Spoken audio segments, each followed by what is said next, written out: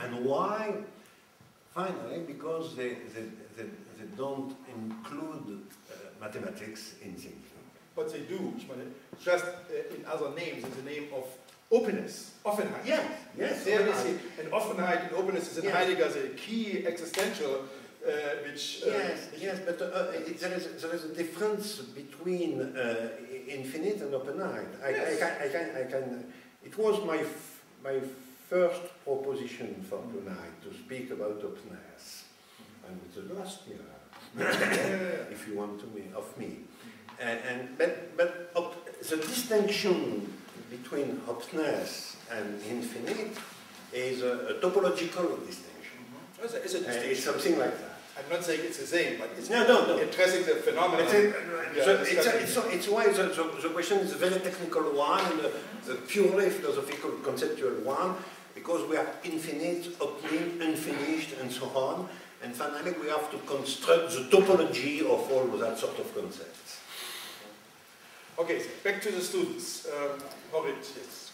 Yes, I've seen you. I want to ask in this very moment that you call it the absence of the world, where most of the majority of the humanity is excluded and don't have a chance to create names. Who are those that are going to create or reconstruct names from the fragments?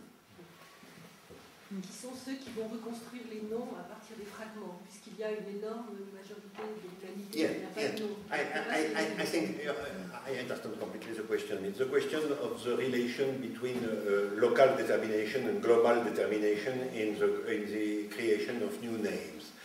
And we have always, not only now, but ever, to experiment new names in local configuration. And the question of global situation, of great masses of people and so on, is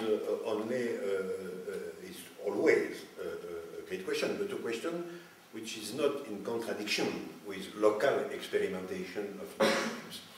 Because finally, when a name becomes a Greek name, like proletarian class, something like that. It's because there is a construction, a combination between a local experimentation and a new event. Always that sort of condition. For example, in Marx we have local experimentation, theoric disposition, Hegelian concepts and so on, in a very narrow world. And we have also development of imperialism, great revolt of workers in France, and so on. And the possibility of a new Greek name is always an impure result, a complex result, and with two parts, many more, but always two parts. A local experimentation, which is axiomatic and conceptual, and locally experimented, practical but limited, and something like a new event, a new surrection, which is at the beginning with no relation with the local experimentation.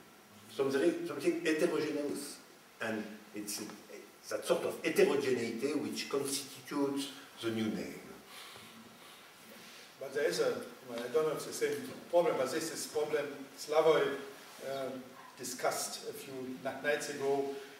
We are not the one who can name the people in the dark, the people in the third world. They have to find their own names. Yeah, otherwise, if we come with the names even of but it's the same thing at your present question. There is a continuity, certainly, between experimentation, proper experimentation, and conception, but there is not only continuity. There is also discontinuity. So, they have to find new names, certainly, but it's too simple. How they find new names, their proper names? They find their proper name in relation to something else, always. And it's an impurity of political experience, but of all experience. There have something purely immanent, certainly, but there is something which is not. Something which is from an other place. if you want, the topology of the creation of new names is with different levels and intrication of different levels. Always. Never only one level, one creation of names and so on. And it was a Leninist theory, for example. When Lenin is saying that finally the revolutionary consciousness is not really immanent, but there is an intellectual or an axiomatic determination which is going from outside and so on. And it's not a dogmatic position. It's a position about impurity, fundamental impurity of the process of experience in all the fields which are concerned. Diana? Yes, I would say that it's a good thing creating new names because it opens possibility. But from the other side, I cannot leave, sorry.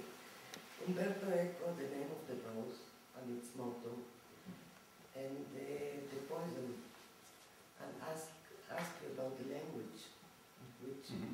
Which language are you going to use to name French. No, I think certainly the question of new names is also the question of language, of experimentation in language, and of torsion in languages and so on. And so it is why I am saying that there is always something poetic in the creation of language. And so it's not exactly the language as it is. It's always an experimentation immanent to the language, but which is also, like for all the impurity of the experience, something which is in the language, but outside too. And I think the poetic creation is always something like that. In the language, but outside too. And in the limit of the potency of language, something like that. And it is at the limit of the potency of language that we can find new names. Okay. Louise?